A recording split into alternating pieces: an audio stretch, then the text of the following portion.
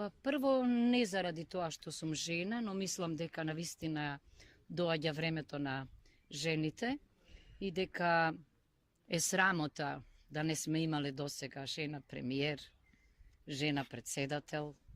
Мислам дека тоа е откажување од знаење, од енергија, од уми. Убаво е да чуеме дека зад успешни жени стојат прекрасни мажи.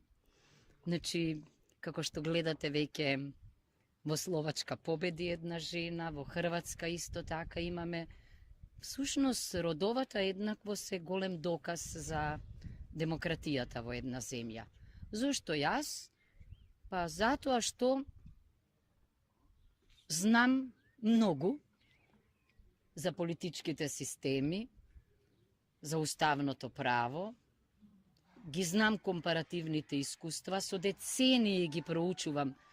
Не само го проучувам, не само Уставот на Република Македонија, туку и проблемите врзани за поделбата на власта, односите меѓу председателот и владата, односите меѓу извршната власт и парламентот, односите меѓу трите власти, особено проблемите со зависното, односно независното судство, и мислам дека тоа можам сега и во пракса да го применам и да го докажам.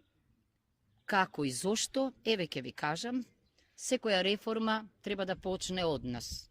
Јас сум човек кој вели дека треба да се почне со редуцирање на привилегиите на председателот, како инспирација за преиспитување и на останатите власти. Исто така велам дека ако председателот се обкружи со мал тим на квалификувани луѓе, чии биографии не се тајна, туку ќе бидат јавно презентирани, тоа може да биде инспирација за другите. Трето, мислам дека она што досега не го користеа председателите, обраќањето пред собранието, тоа беше најчесто пред Нова година, а јас може би многу повеќе пати, адресирајќи интереси на различни категории на граѓани, почнувајќи од лица со посебни потреби, почнувајќи од проблемите на лекарите, пензионерите. Мислам дека ќе ја разбудам јавноста и ќе им докажувам на граѓаните дека сум таму заради нив.